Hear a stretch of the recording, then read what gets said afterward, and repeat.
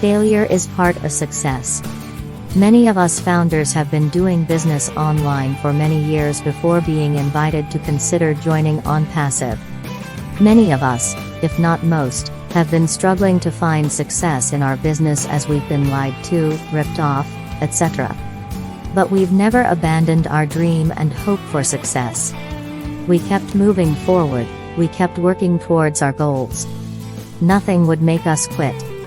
And one day, someone has invited us to consider being part of Onpassive. For me, it was exactly the kind of business structure I was dreaming of finding, and with a CEO who is honest, so you can guess that after hearing from Mr. Ash in an online webinar I jumped on board immediately.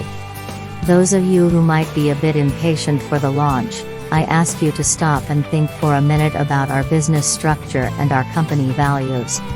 Isn't it worth the wait to know that you are already on your way to success with Onpassive?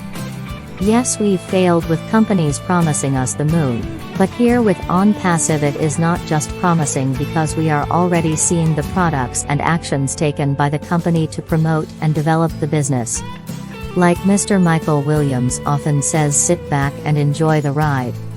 Remember, we are in it to win it.